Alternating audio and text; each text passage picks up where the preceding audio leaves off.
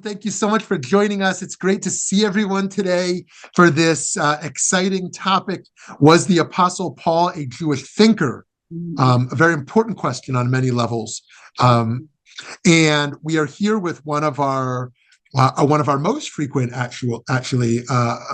lecturers, educators here at Valley Beit Midrash, who has come in person and has taught virtually a number of times. We actually have another session with him coming up this January. Is God dead? Is God dead? Another very interesting topic. That's a philosophical question. I mean, it's not, the answer is not yes or no, like is God like physically dead? But I'll leave that to the professor to engage with.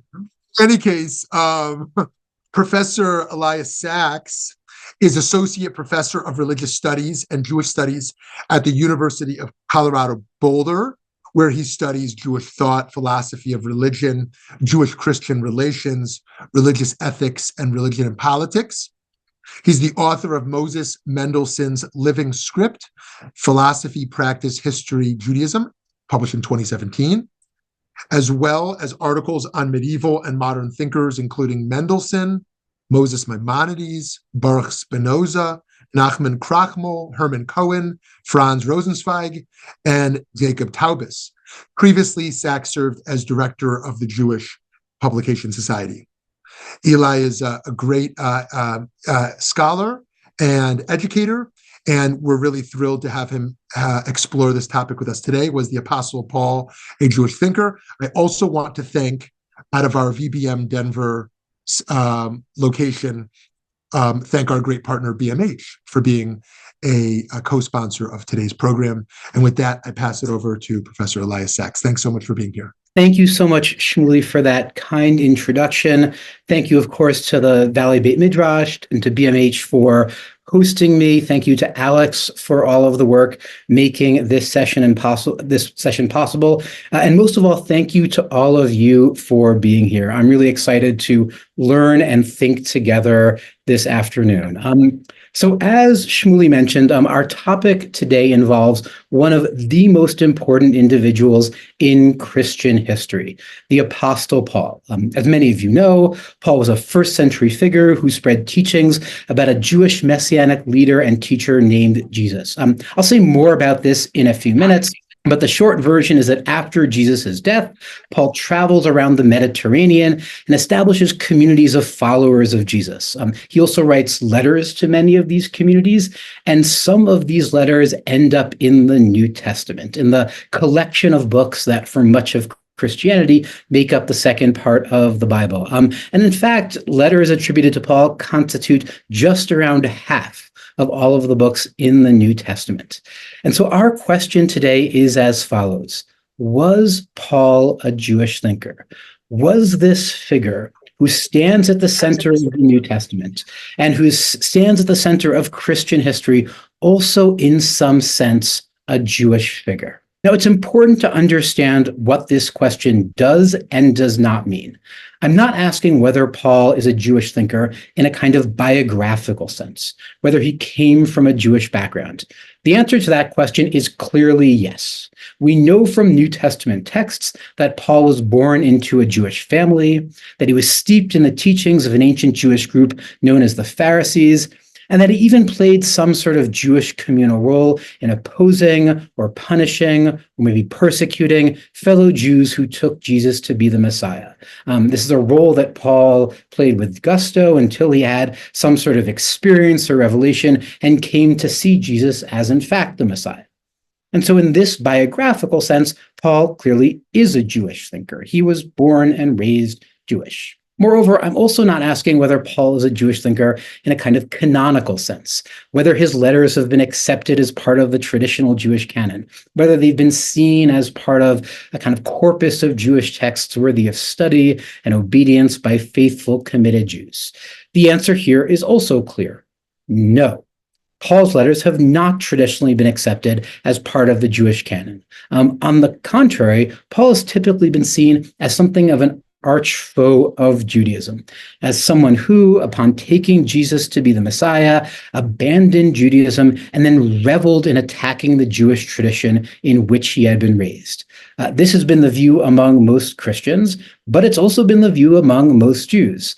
And in fact, while it's become increasingly common for Jews to see Jesus as a Jewish figure, that view is rarely extended to Paul. In an imaginary letter that she writes to Paul, Rabbi Nancy Fuchs-Kramer, but she has a much more positive view of Paul than the one that I'm about that she's about to summarize, writes, "Most of my co-religionists from your era, Paul, up till mine, see you as the archetype of the Jewish heretic, the prototypical Jew who abandons the faith and then unjustly criticizes it in a way that our enemies can use against us.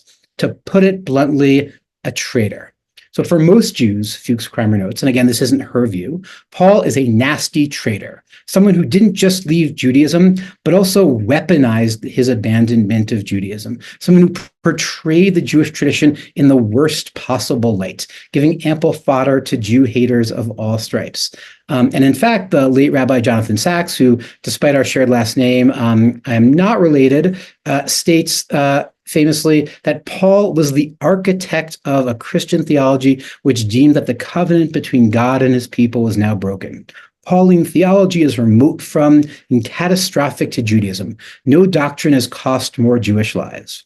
So for Sacks, one element of Paul's betrayal of Judaism is the claim that the covenant between God and the Jewish people is now broken. And because Jews did not accept Jesus, God has rejected this group and entered into a relationship with a new people, namely Christians. And moreover, for Sacks, not only is Paul's belief in the rejection of the Jews remote from Judaism in the sense of diverging from Judaism, it's also catastrophic to Judaism in the sense that it's cost Jewish lives, right? By claiming that Paul has rejected the Jewish people, Paul has fueled anti-Jewish sentiments. And this has led, Sacks says, to real violence and persecution. And so in this sense, then, Paul's also clearly not a Jewish thinker. He has not been accepted as part of the Jewish canon. So if we're not going to explore Paul's Jewishness in a biographical or canonical sense, what are we going to do? Well, what I want to ask is the following. Is Paul a Jewish thinker in the sense of being a theorist of Judaism? Is Paul someone who thought of himself as Jewish, whose views fit into the broader universe of Jewish teachings, and who's trying to make sense of why Judaism matters? Is Paul someone who's concerned with the same sorts of topics and questions that many other Jewish thinkers and sources are concerned with, and who insists that Judaism is profoundly and enduringly valuable, who insists that there are good reasons for people to continue to follow the teachings of this tradition? Right? This isn't a question I've invented. Rather, it's one that's been taken up in recent decades by a wide range of Jewish and non-Jewish philosophers, theologians, and historians. And for these figures, Paul isn't a traitor who abandoned and criticized Judaism. Rather, he's a profoundly Jewish figure who affirmed that Judaism had something deeply valuable to offer to its adherents. And so this is the topic that I thought we could explore, this new evaluation of Paul, this attempt to claim Paul as a theorist of Judaism. And in particular, I thought we could do three things. First, we'll begin with some background. Who is Paul, and why have people seen him in the terms outlined above? Second, we'll look at two ways in which recent thinkers have reclaimed Paul for Judaism. We'll look at what we might call a historical reclamation of Paul, a claim that Paul is addressing one of the central questions facing Jews of his era, and that he does so in a way that affirms rather than undermines the value of Judaism. And we'll look at what we might call an ethical reclamation of Paul, a claim that Paul anticipates rabbinic Jewish ethical teachings, that he in fact exemplifies those teachings in his own life. And then we'll conclude by asking what this means for us today. Does it seem reasonable as an agenda, some background, new readings of Paul, and why this all might matter?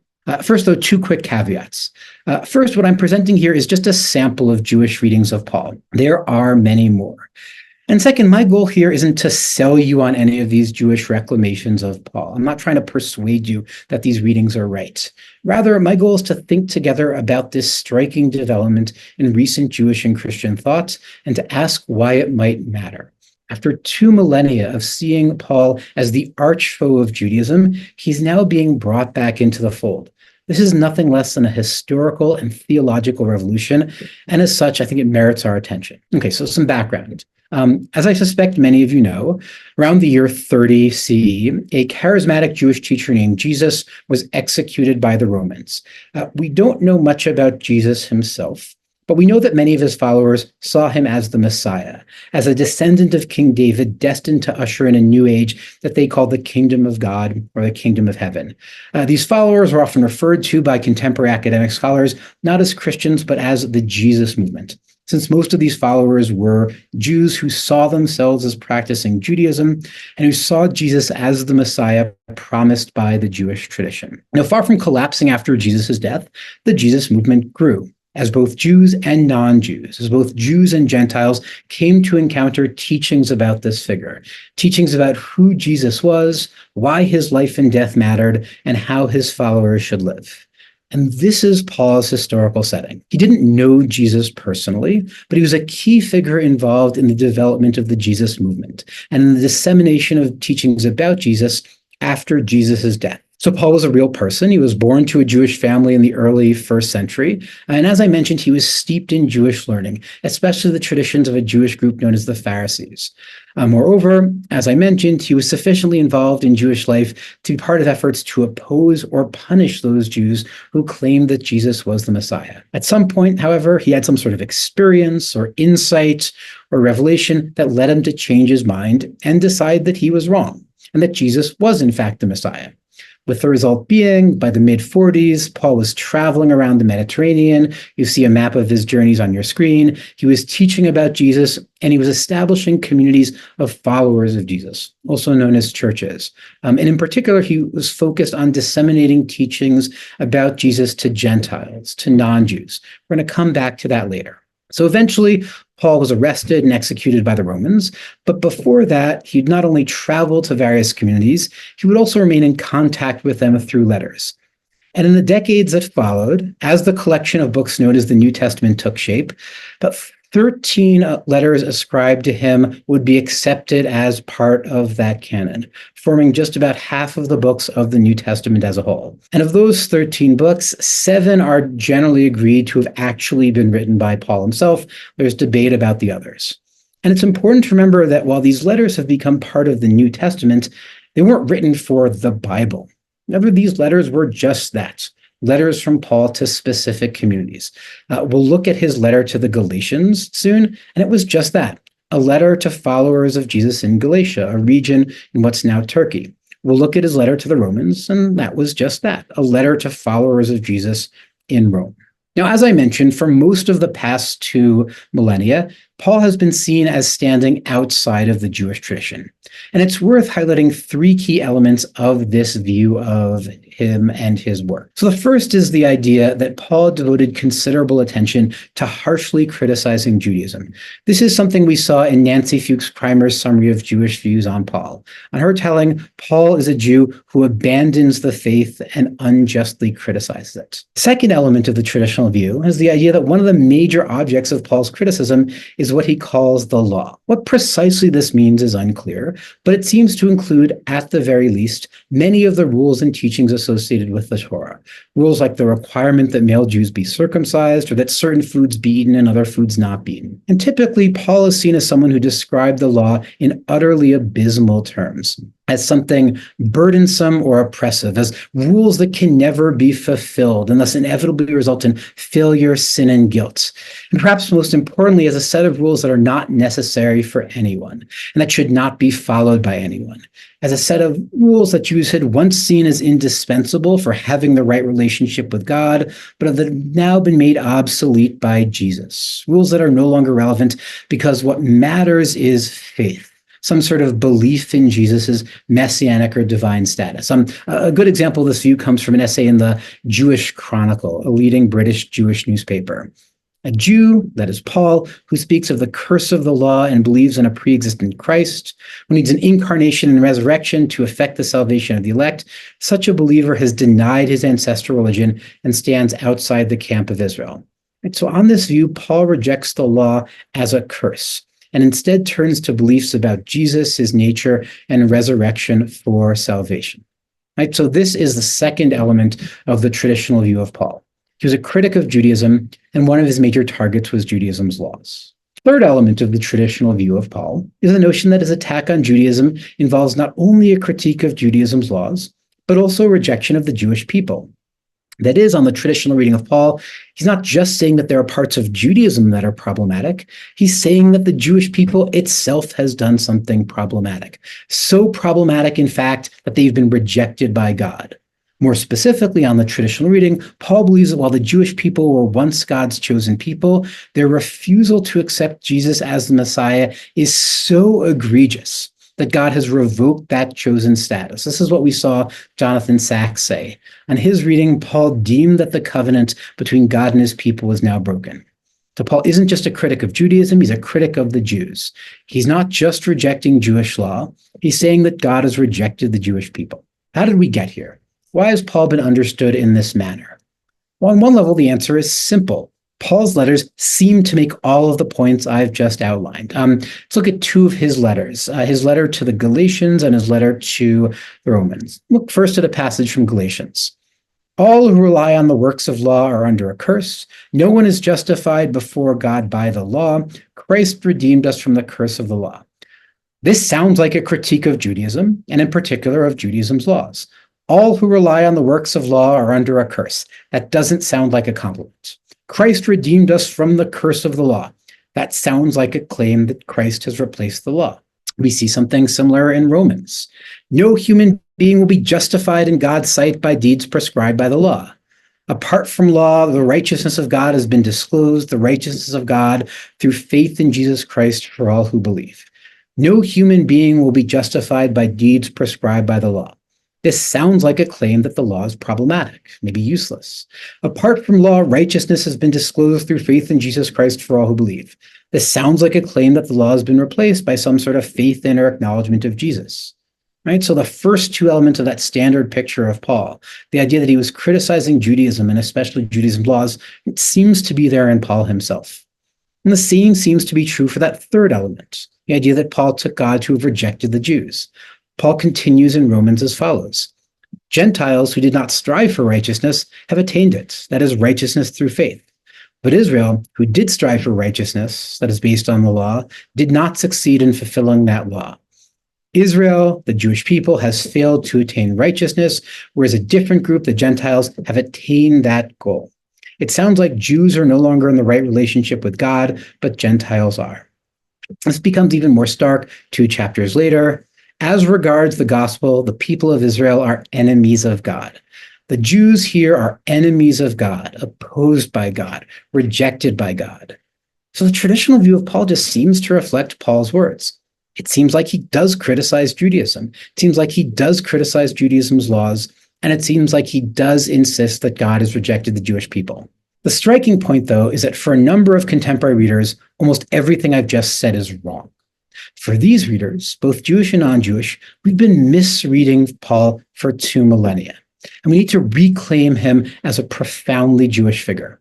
So the first example I want to consider is what we might call a historical reclamation of Paul, a claim that Paul is Jewish in the sense that he addresses one of the central questions facing Jews of his era, and that he does so in a way that affirms rather than undermines the value of Judaism and its laws. This reading is sometimes referred to as the New Paul, and it doesn't emerge from the Jewish world. Rather, it's emerged in recent decades from the work of non-Jewish New Testament scholars, figures such as John Gager, Lloyd Gaston, and Stanley Stowers. You see some of their books on your screen. They don't agree on all points, but they have enough in common that we can group them together. So the starting point for this new reading of Paul is a textual insight, namely that the passages I just quoted are only part of the story. For almost every nasty thing Paul seems to say about Judaism and the Jewish people, he also seems to say something more positive about those very same topics. So right after stating in Galatians that the law is a curse from which Jesus has redeemed us, Paul writes, "Is the law then opposed to the promises of God? Certainly not." Right? Having led us to think that his arguments undermine the value of the law, Paul turns around and says that's the wrong takeaway. The law has some connection to the divine. Similarly, in Romans 3, right before he makes those comments about the limited value of law that we saw earlier, he writes this: "What advantage has the Jew, or what is the value of circumcision? Much, in every way." Far from denying the value of Judaism's laws, Paul seems to affirm that there is much value in one of Judaism's best known laws, circumcision. And in fact, lest we miss this point, right after those comments about no one being justified by the law, Paul declares, do we then overthrow the law by faith? By no means. On the contrary, we uphold the law. This is similar to that dynamic in Galatians. Having just led us to think that his arguments undermine the value of the law, Paul turns around and says, not so fast, I actually uphold the law. Moreover, Paul also seems to go out of his way to insist that God has not rejected the Jewish people. That line about Israel being enemies of God appears in the following broader passage. Has God rejected his people? By no means. I myself am an Israelite, a descendant of Abraham, a member of the tribe of Benjamin. God has not rejected his people, whom he foreknew. All Israel will be saved. As regards election, they are beloved for the sake of their ancestors. For the gifts and the calling of God are irrevocable. Whatever it means that Jews have become God's enemies, it doesn't seem to mean that God has rejected them.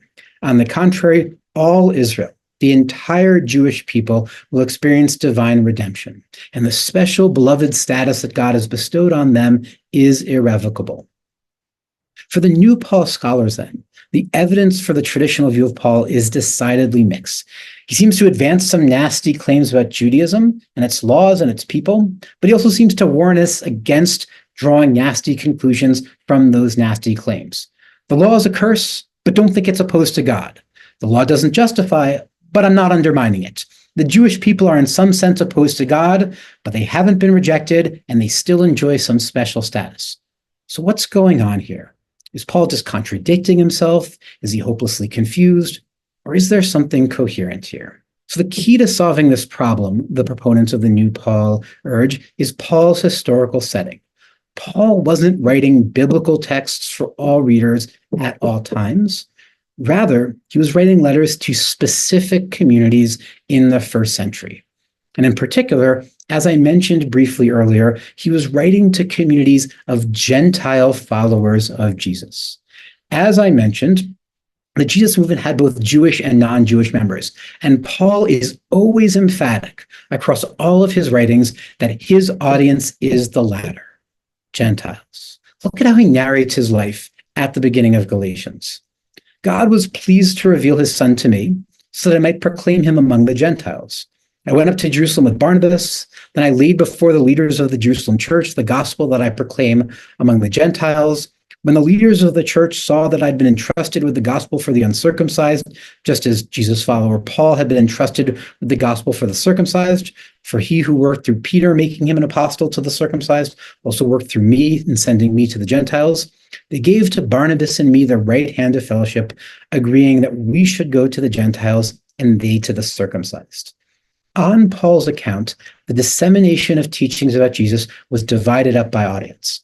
A figure named Peter was responsible for the circumcised, for Jews, and Paul was entrusted with the gospel for the uncircumcised, the Gentiles. His job was to proclaim Jesus among the Gentiles, to go to the Gentiles. And Paul repeats this again and again throughout his writings. Look at just one example from Romans. I am speaking to you Gentiles. I'm an apostle to the Gentiles. Paul was presenting teachings specifically for Gentile followers of Jesus. And so for proponents of the new Paul, when we read Paul's comments about Judaism's laws or about the Jewish people, we need to keep this context in mind. We need to remind ourselves that Paul is speaking to first century Gentiles. When he's talking about Judaism and its laws, the Jewish people, he's likely talking about the significance of such laws and that people for non-Jews. And once we shift our perspective in this way, the proponents of the New Paul claim, the results are striking. This is what one of those New Paul scholars, Lloyd Gaston, writes. Paul writes to Gentile Christians dealing with Gentile Christian problems, foremost among which was the right of Gentiles, qua Gentiles, without adopting the Torah of Israel, to full citizenship in the people of God. It's remarkable that in the endless discussion of Paul's understanding of the law, few have asked what a first century Jew would have thought of the law as it relates to Gentiles. The relationship of Israel to the Gentile world was the theological problem of Judaism in the first century. For Gaston, one key issue in first century Judaism was whether Gentiles qua Gentiles, Gentiles as Gentiles, without adopting the Torah of Israel, could gain full citizenship in the people of God.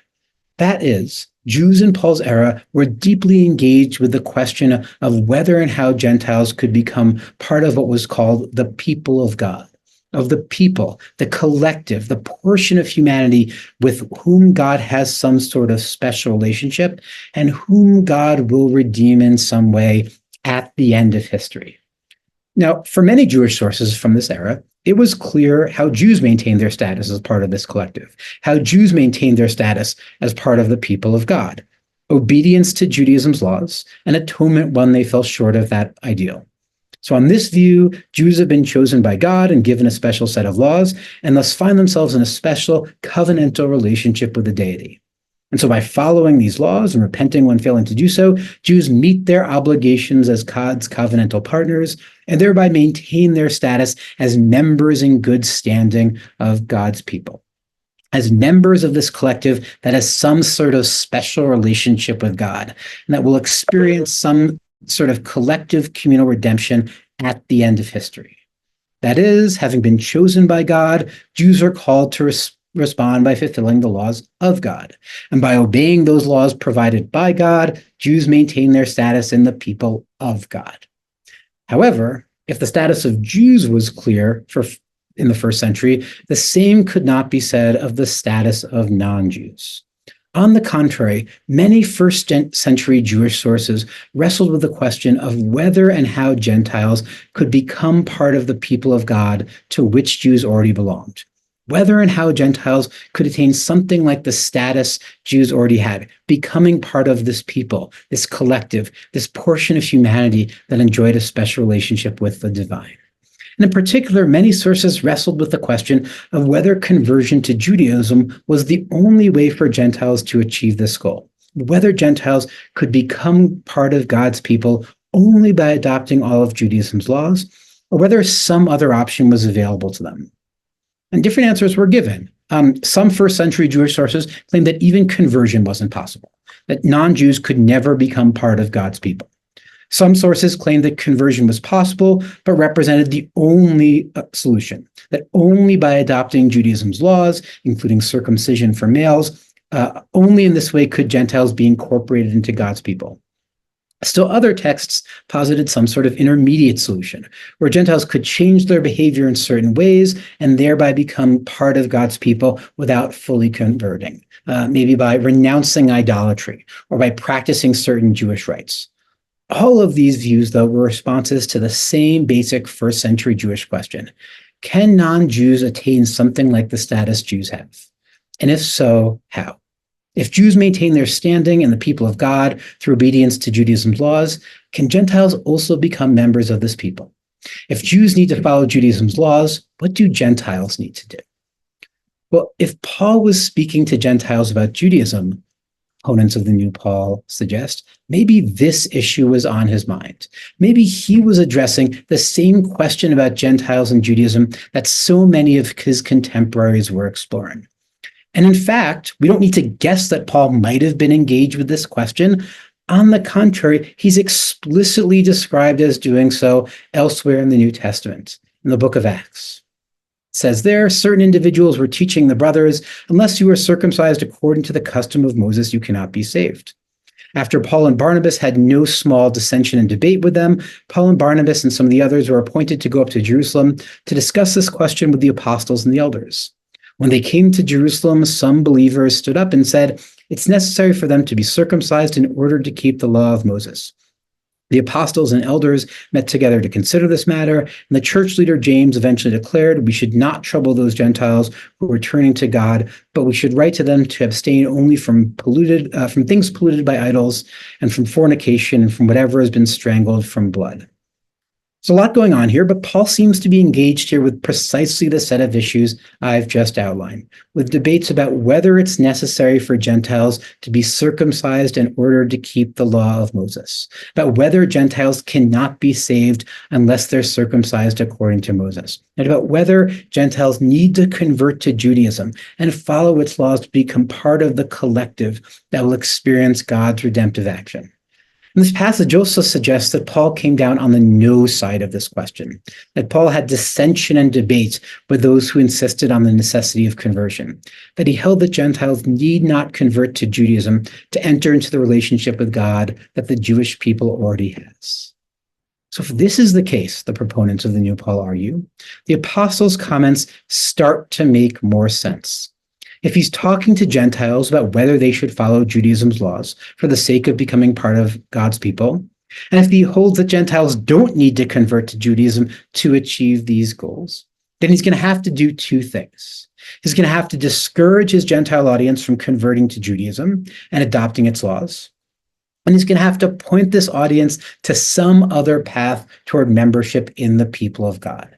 And that's precisely what he seems to be doing with the critiques of law and comments on Christ that we encountered earlier, with statements such as the claim in Romans that apart from law, the righteousness of God has been disclosed, that this righteousness of God is connected to faith in Jesus Christ for all who believe, and that Gentiles have attained righteousness through faith. Paul seems to be telling his Gentile audience, first, that God is entering into a relationship with them which is separate from legal observance, that the righteousness of God toward his audience has been disclosed apart from the law, that for the non-Jews to whom he's speaking, the divine righteousness they experience by being admitted into God's people does not require observing Judaism's laws, but rather exists apart from the law. And he's telling those Gentiles, second, that this divine righteousness is instead connected to Christ, that God's righteousness is connected to faith in Jesus Christ for all who believe, and that Gentiles attain righteousness through faith. That the divine righteousness which Gentiles experience by becoming part of God's people involves some sort of acknowledgement of or allegiance to Jesus. In other words, this reading goes, what seem like nasty statements about Judaism's laws are simply statements telling Paul's Gentile audience that they don't need to follow those laws. What seem like blanket calls for faith are simply calls for Paul's Gentile audience to acknowledge Jesus. Paul, that is addressing the question of whether and how Gentiles can enter into a special relationship with God and become part of God's people.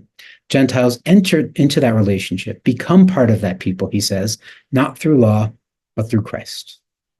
Paul's positive remarks about Judaism and Jews also start to make more sense from this perspective. If Paul is asking how Gentiles can become part of the people of God and thereby have something like the relationship with God that Jews already have through obedience to their laws, then he needs to make sure that his remarks aren't misread as casting doubt on that relationship or those laws, on Jews' special relationship with God, and on the laws they follow to maintain that relationship. That is, alongside discouraging Gentiles from adopting Judaism's laws, he has to make sure that he's not inadvertently disparaging those laws for Jews or denying Jews continued membership in God's people. And that's precisely what he seems to be doing with the positive statements we encountered. Statements like his insistence that he's not overthrowing the law through faith, that circumcision has much value, and that God has not rejected his people. Faith may allow Gentiles to join God's people, but that doesn't overthrow the law, which remains the path by which Jews maintain their standing. Circumcision has much value, since it's that sort of legal obedience that's how Jews enact their covenantal relationship with the deity. And God has not rejected the Jews, but rather simply allowing Gentiles to also join God's people. And to quote one of the main proponents of the New Paul reading, John Gager, Paul's gospel is about the acceptance of the Gentiles and does not repudiate the law for Israel.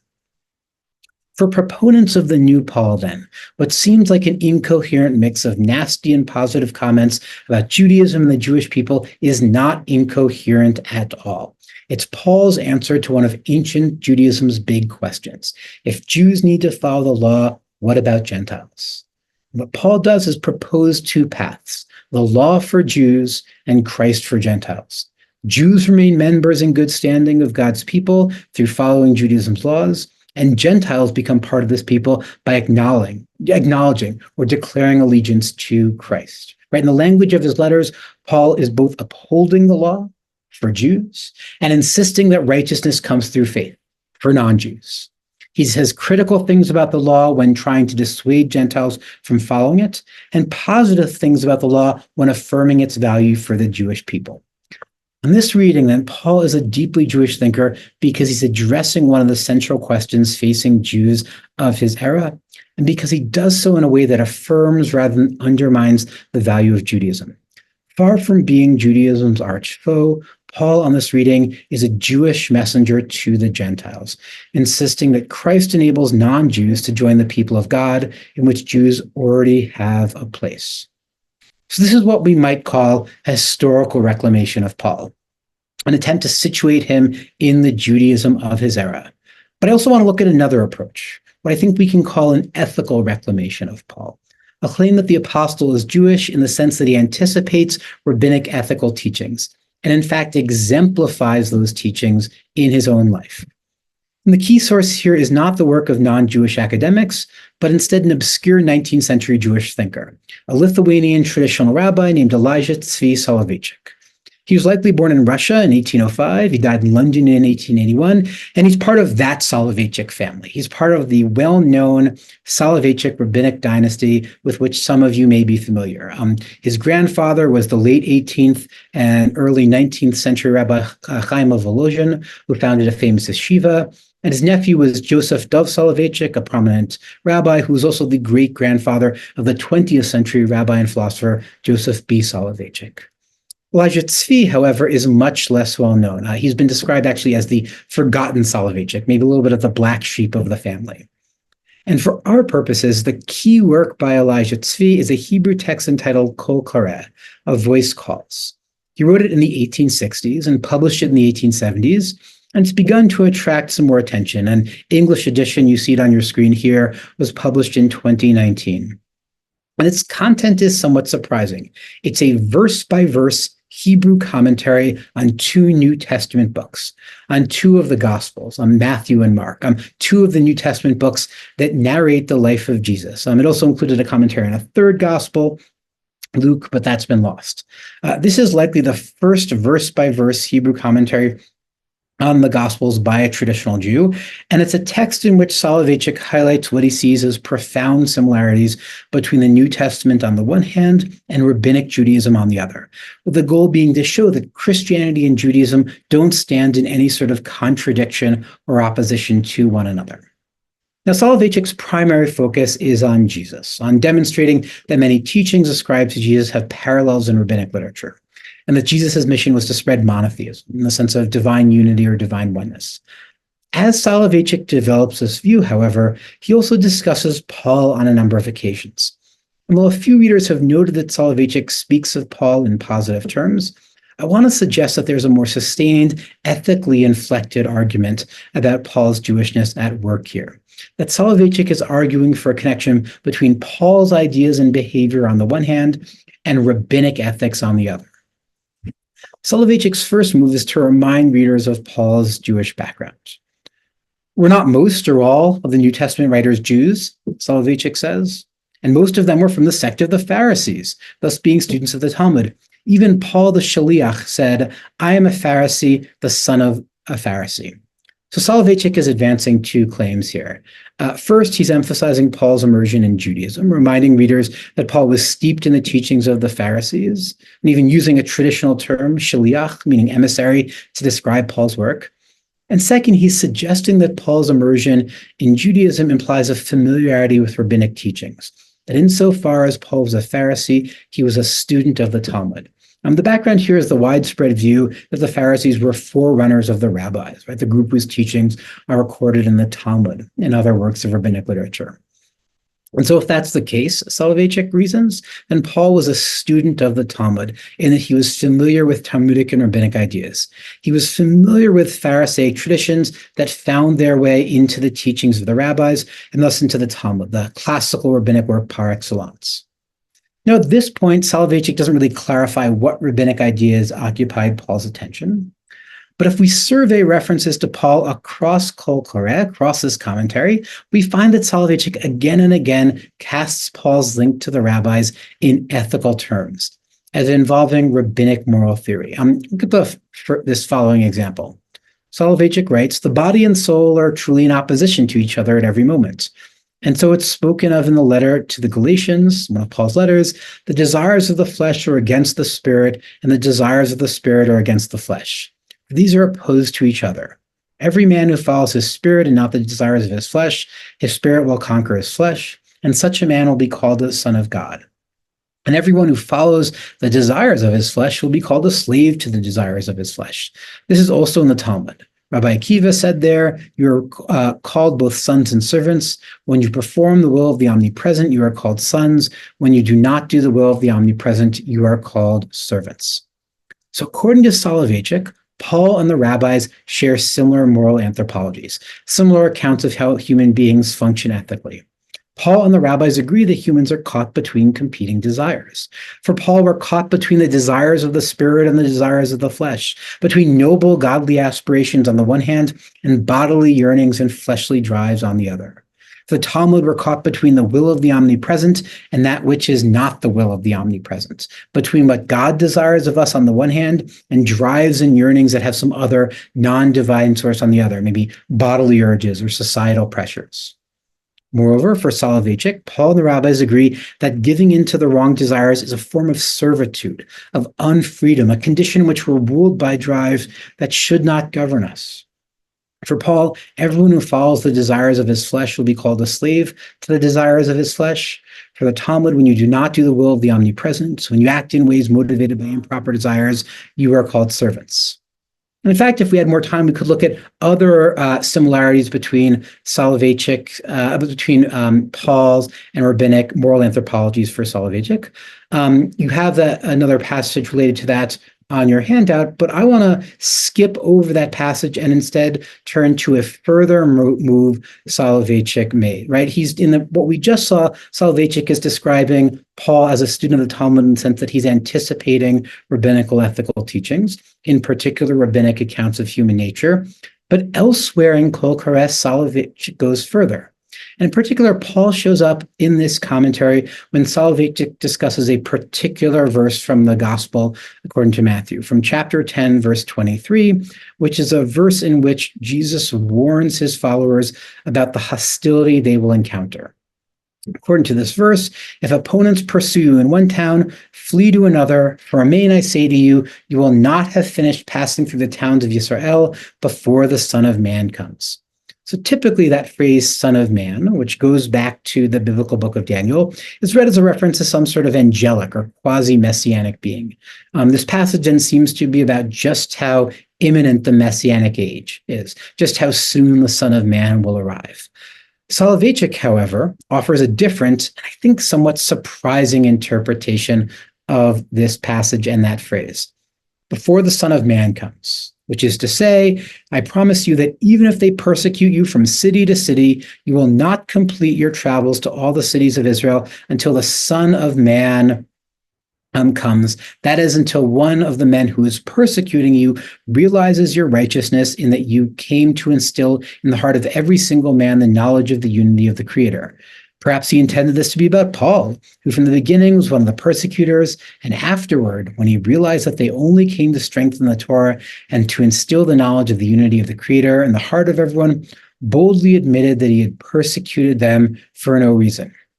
For Soloveitchik, the Son of Man refers not to a messianic or angelic figure, but to Paul.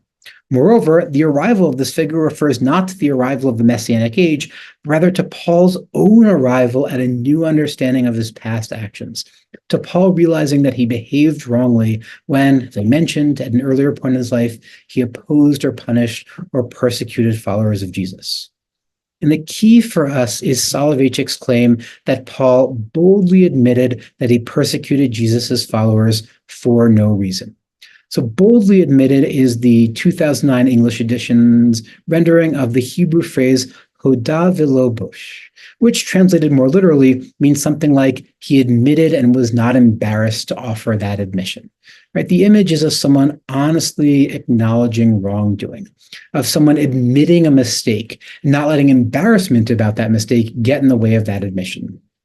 So Soloveitchik is saying that Paul admitted and was not embarrassed to offer this admission that he persecuted the followers of Jesus for no reason. Whatever shame Paul felt when reviewing his past behavior, he didn't let that embarrassment stop him from acknowledging just how wrong he had been. So what I want to suggest is that the use of that phrase, hoda v'lo bosh, that phrase, he admitted and was not embarrassed, is actually quite significant. This phrase appears in a number of pre-modern Jewish sources, and the overwhelming majority of these sources use it refer to just 3 passages in rabbinic literature. 3 passages in rabbinic literature where biblical figures honestly acknowledge their wrongdoing. The first is from the Babylonian Talmud, and involves the sins of 2 of Jacob's sons, Judah mistreating his daughter Tamar in Genesis chapter 38, and Reuben sleeping with Bilhah, his father's concubine, in Genesis 35. So in this passage, Judah admitted his sin and was not embarrassed to offer this admission, hoda v'lo bosh. What was his end? He inherited the life of the world to come. Reuben admitted his sin and was not embarrassed to offer this admission, hoda v'lo bosh. What was his end? He inherited the life of the world to come. Right, this phrase, hoda v'lo bosh, he admitted and was not embarrassed, seems here to be a rabbinic way of describing the admirable honesty that 2 biblical figures exhibited when confessing their past sins. Honesty that was so admirable, in fact, that it earned them life in the world to come. Something similar is at work in the other rabbinic texts that use these phrases. These will be the last passages we look at. These passages, one from elsewhere in the Talmud and one from a midrashic collection known as Sifra, both of them comment on a passage in the Torah, in Leviticus 10, where Moses seems to make and then admit a mistake. More specifically, this is a passage where Moses criticizes sacrificial procedures followed by Aaron's sons, where Aaron explains the legal or sacrificial principle that his sons were following, and where Moses then concedes that Aaron's sons were correct. And in fact, that Moses' criticism of those individuals was unfounded. The rabbinic texts read as follows. Immediately in accordance with the verse, and Moses heard and it was good in his eyes, Moses admitted his mistake and was not embarrassed, hoda v'lo bosh, into saying, I've never heard of the legal principle that Aaron's sons were following. Rather, he said, I heard it and I forgot it. Second passage, and Moses heard and it was good in his eyes. He admitted immediately that he had heard of the legal principle followed by Aaron's sons, but had forgotten it and was not embarrassed, hoda miyad v'lo bosh, into saying, I did not hear it. But according to the rabbis, when Moses conceded that the behavior of Aaron's sons was correct and that his criticism of their behavior was unfounded, he could have tried to offer an excuse or an explanation for his mistaken critique. He could have said, for instance, that he had never heard of the legal or sacrificial principle that Aaron's sons were following, and that it was therefore understandable that he criticized their behavior. However, the rabbis continue, Moses did not do so, but instead openly and honestly confessed that he had heard of this principle, but had simply forgotten it. Right? Once again, right, then this phrase, hoda v'lo bosh, he admitted and was not embarrassed, seems to be a rabbinic way of describing the admirable honesty of a biblical figure who confessed a sin or acknowledged an error.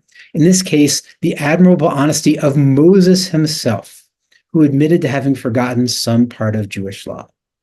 Now, Soloveitchik, I think, clearly would have been aware of these passages when he uses that phrase, hoda v'lo bosh, to describe Paul. As I mentioned, this phrase appears in a number of pre-modern sources, and almost all of them explicitly reference the rabbinic texts I've just discussed.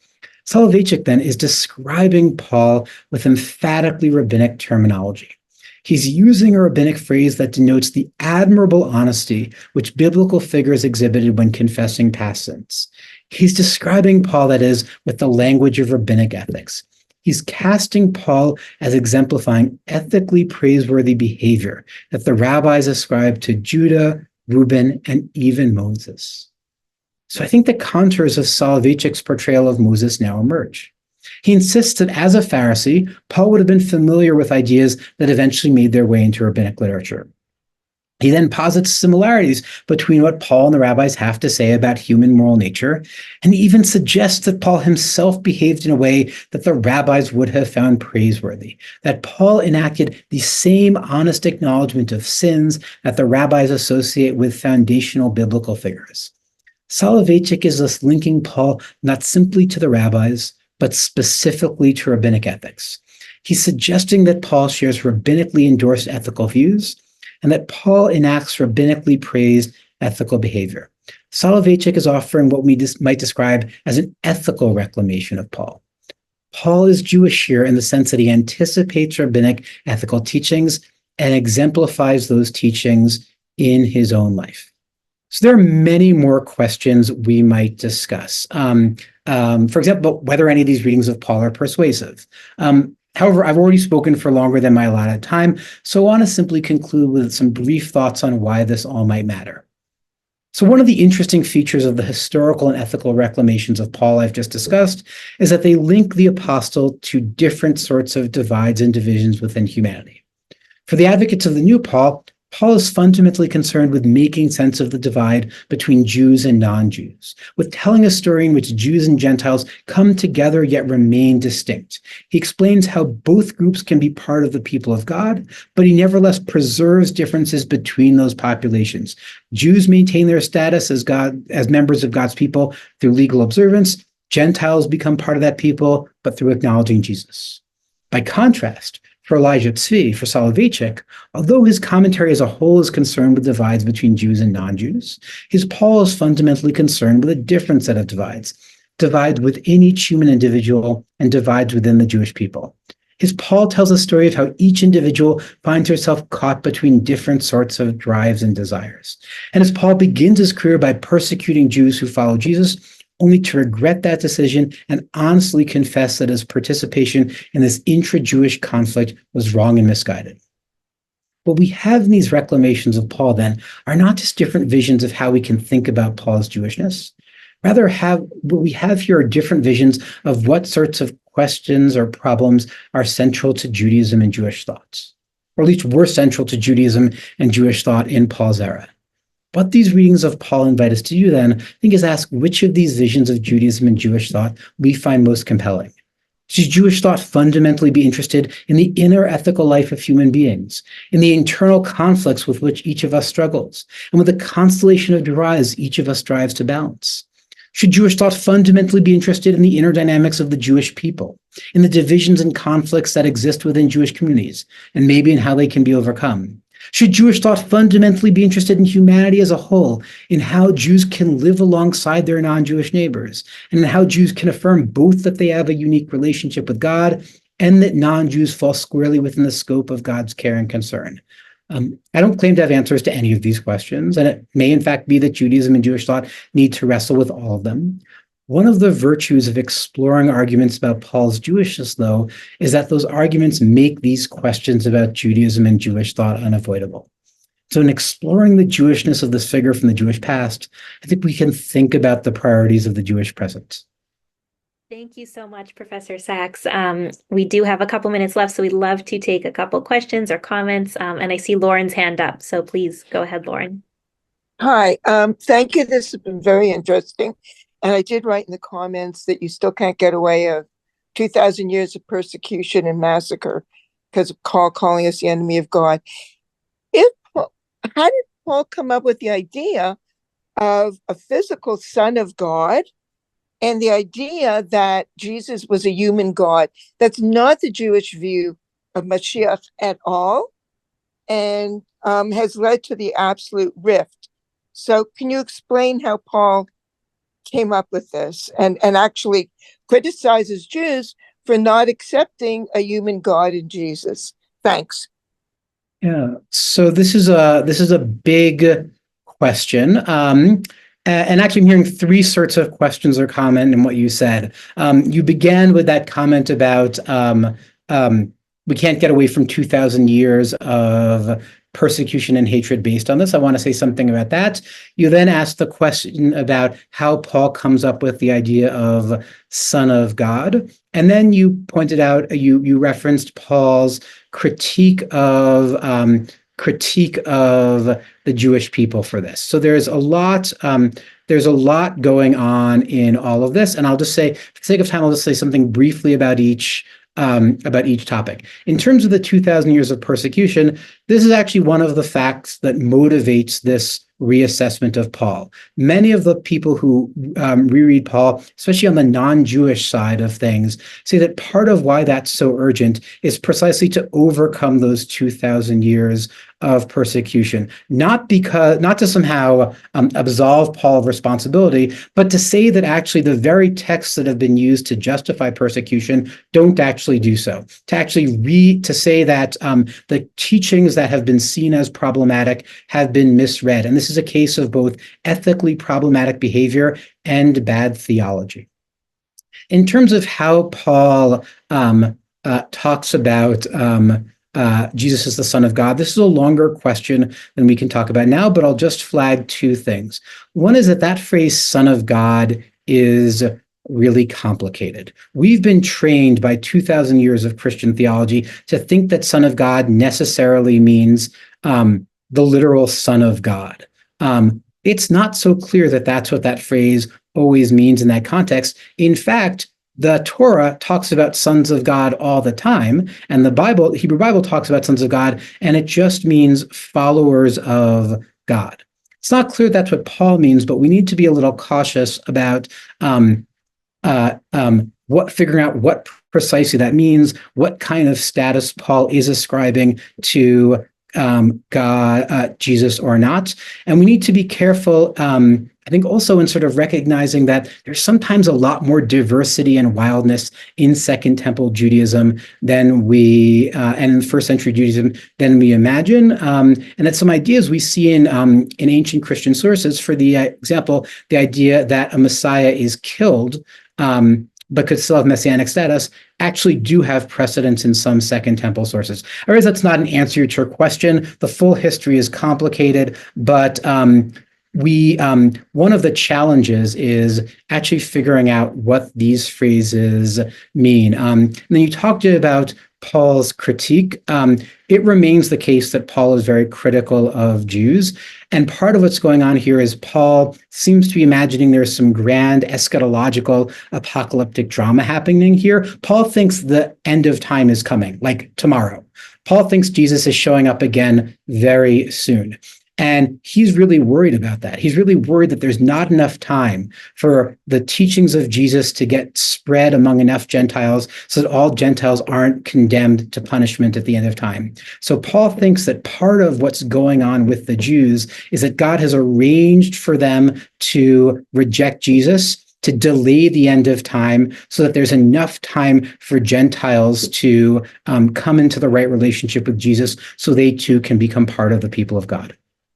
Thank you so much. Okay, we have time for one more question. Wayne, please. Am I there? Okay, good. Hi, Eli. Hi, Wayne. How are you? It's your teachings. It's wonderful. I just have a question, though. The distinction between a Christian perspective of belief and faith versus the traditional emphasis of action and commandments. And that's, for me, is a significant distinction, and where Paul takes faith, where I really don't see that in the traditional Jewish perspective. Yeah, so it's a really important point, and this is another case like, and again, I'm not defending or criticizing any of the new things here. I'm just trying to represent them. For a lot of the New Paul scholars, this is actually not just a view held. What I'm about to say is not just a view held by New Paul scholars. It's a pretty it's a growing position in New Testament studies. There's a lot of concern that we have misread what faith means in the New Testament. That we assume, because of 2,000 years of Christian theology, that faith means something like believing something to be the case. That's probably not what the term faith means in the New Testament. Faith in the New Testament probably means something more like faithfulness. For example, God has faith all the time in the New Testament. Now, it can't mean that God is believing, and God has faith towards human beings in the New Testament. Probably doesn't mean there that God believes that human beings exist. That's not an interesting thing for the New Testament to say. What Paul is almost certainly saying there is God is acting faithfully towards human beings. And so on a lot of readings, what Paul means when he talks about having faith in Jesus is not some sort of propositional assent. Rather, it's actually an entire constellation of behaviors that express faithfulness, that express trust, that express fidelity. And that might not be the same as faith in all Jewish contexts, but the gap there is a little smaller, right? Because faith then doesn't mean faith as opposed to action. Faith means being a faithful person, being the kind of person who expresses fidelity and loyalty towards some kind of object. And in that sense, Jews also have a kind of faithfulness. Jewish faithfulness just takes its form through following the law. And Gentile faithfulness takes its form through acknowledging Jesus as the Messiah. This is not about collapsing the distinctions between Judaism and Christianity. After all, Paul thinks that Gentiles and Jews are supposed to do two different things. Paul is all for maintaining the distinctions between Judaism and other sorts of readings. In fact, on some of the new Paul readings, Paul doesn't actually think that Jesus is the Jewish Messiah. Paul just thinks that Jesus is an emissary sent to Gentiles to incorporate them into God's people. That's a whole other conversation. But it's a long way of saying that you're naming there, Wayne, a really important issue of what faith means. And it's not clear that faith for Paul means what we've always thought faith meant for Paul. I'm realizing that's just the answer I'm going to give to everything, basically. It's not clear that things mean what we always mean. Sometimes things do mean what we always think they mean, but with letters that Paul wrote in Greek to specific communities 2,000 years ago, the story is often a little more complicated. Thank you so much. I'm sorry that we're out of time and we won't be able to take any more questions. I do apologize, but want to thank you so much, Professor, for joining us today. This was so interesting, and we are all so privileged to learn with you. Rabbi Shmuley and I also shared some links in the chat for some of our upcoming programs. And next week, in addition to our book talk with Adam Nimoy, which will be in person in Phoenix, we also have a class, a virtual class at 1 p.m. Pacific time on September 5th, working with shattered vessels, ecology, and environmental ethics in Jewish law and theory with Rabbi Dr. Ariel Evan Mays. So I hope you can all tune into that as well. And thank you all for joining us today. Have a great day. Thank you, Rabbi. That was fascinating. Thank you, everyone, for the opportunity to learn and think together.